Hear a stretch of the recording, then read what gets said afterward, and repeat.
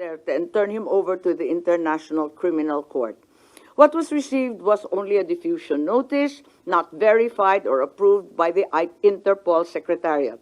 No verification by the Interpol whether the request complied with Article 3 of their constitution, forbidding Interpol from undertaking any intervention or activities of a political, military, religious, or racial character.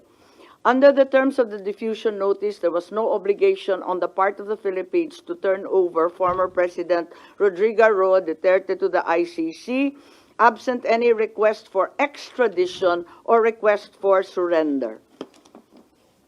Under Article 92 of the Rome Statute, a provisional arrest is followed by a request for surrender.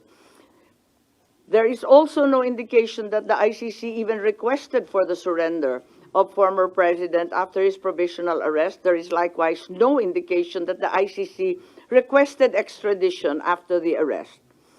Finally, the argument of Secretary of Justice Remulla is deeply flawed, inasmuch as international humanitarian law, customary law, cannot apply. He is accused of crimes against humanity, not war crimes. IHL refers to war crimes. Procedural administrative matters such as court processes do not become part of customary international law. IHL is international customary law, but the jurisdiction of ICC cannot be considered customary under IHL. The second finding, the Philippine government decided to assist the ICC to arrest the former president. The administration already started preparations prior to March 11. The PNP mobilized units on March 10.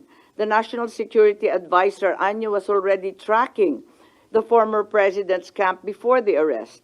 Even before the ICC prosecutor applied for a warrant of arrest, there was already statements by key executive officials that the administration will cooperate if the ICC courses the request through Interpol to arrest the former president. Finally, the claim of the Department of Interior and Local Government Secretary, John Vic Remulla, that the supposed group effort was only based on rumor is incredible.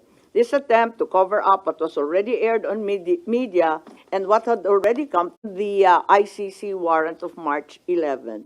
Finally, my third preliminary finding was that there were glaring violations of the rights of the former president. The constitutional safeguards guaranteeing liberty and due process of law were not observed. No warrant was issued by a Philippine court. The arrest did not fall within the exceptions of a warrantless arrest. Meanwhile, General Torre invoked 125 article of the revised penal code only applying to warrantless arrest. The constitutional safeguards for the right to liberty of abode were also disregarded. No court order was issued mandating that the former president be taken out of the Philippines against his will. Former President Duterte was deprived of the right to be visited or to have conferences with immediate family members under Section 2F of Republic Act 7438. General Torre admitted he did not allow Vice President Sara Z. Duterte to visit former president in Villamor Air Base, contrary to RA 7438. Former President Duterte was further denied the right to be brought to judicial authorities under Article 59 of the Rome Statute. The former president was also denied the right to apply for interim release under Article 59 of the Rome Statute or the right to apply for bail under prevailing jurisprudence on extradition. However, during the public hearing of March 20, here at the Senate, the Secretary of Justice insisted on the inapplicability of the Rome Statute. But a DOJ certification signed by Prosecutor General Richard Fadulion stated very clearly that the DOJ made the following determinations.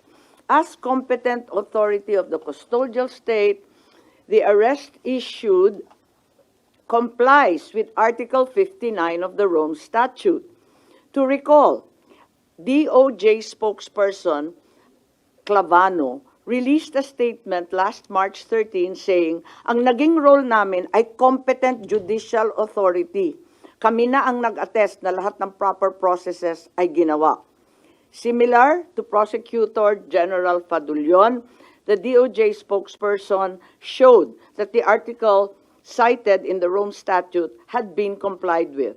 Therefore, it's apparent that the DOJ first tried to convince the public that the requirements under Article 59 of the Rome Statute were complied with, and then later on, when such stance became untenable, decided to ditch Article 59 and the Rome Statute altogether and pursued another theory, extrajudicial rendition, and invoked RA 9851, particularly Article 17.